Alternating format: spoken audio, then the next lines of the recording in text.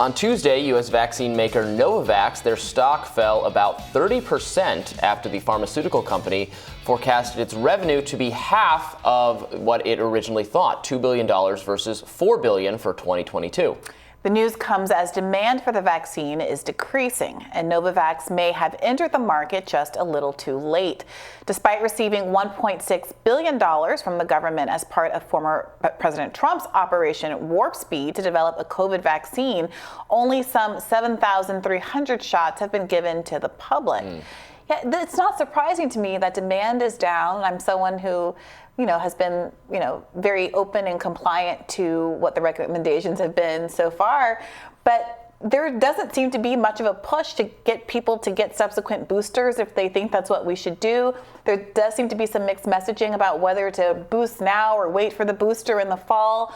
We don't have that kind of community ramped up effort that we saw in the early days of COVID, where, our hospitals and centers opened up all over the place for you to line up and get vaccines, and public servants operating those in a way that felt very, like we're all in this together. Many people who are uninsured are no longer have access to free vaccines and follow-up the way that we had initially, because they're no longer reimbursing hospitals for the uninsured for new claims. And so there were a lot of incentives and messaging reasons why people might think that there's no more risk and not want to take advantage of the vaccine. Well, and I think the main issue is they have not yet approved this vaccine for probably the two categories of things that it would be most likely to be used for, which is booster. It's not approved for boosters. You're not supposed to take it as a booster, and it's also not approved yet for kids. Again, I don't think either thing should be required, just to be clear, but this is a vaccine that does not use the mRNA technology, so if you were hesitant for that reason, this might be the vaccine for you. Probably some people who are hesitant about vaccines, if they were hesitant before, they're still going to be hesitant, but some people who actually, to be perfectly fair, I might fall into this category. I was vaccinated with the Pfizer vaccine. I got COVID sometime after, and so I've never gotten boosted. I would probably be more likely to take this vaccine as a booster if I'm going to get boosted, which is something that I would probably reasonably eventually do.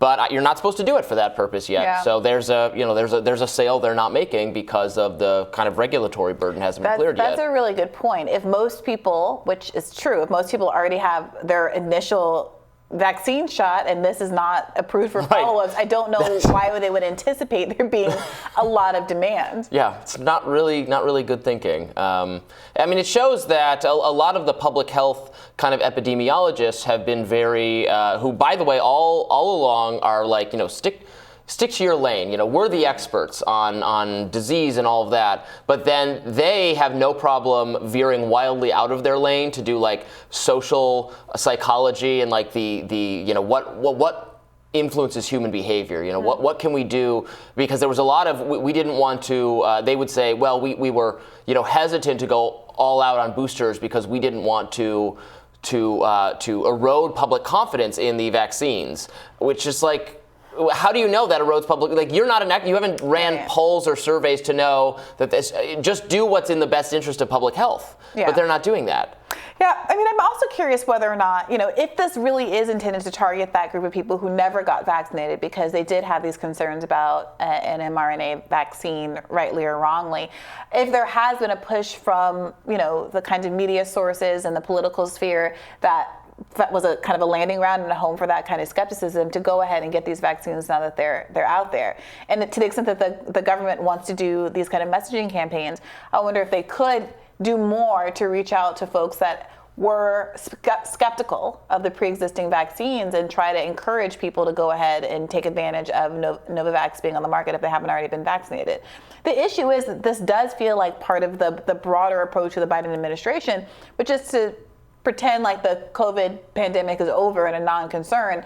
We did it. Mission accomplished. Mission accomplished. Unfurl the banners. Right. And despite there being 3,000 COVID deaths today. That was part of the Donald Trump ad, which is, that is going to be a damning statistic that is going to come up if there's another political contest between the two of them, which is a not unreasonable likely future, that there were more deaths from COVID during the year Joe Biden was president, first year of his presidency, than there was during the last year of Donald Trump's presidency. Yeah. Yeah. Amazing. I mean, how do you live that, especially because so much of what Biden promised was a return to normalcy based on a proactive, pro-vaccine, pro-other mitigation efforts. You know, the party of science is stepping up to the plate, and we're putting this thing to bed.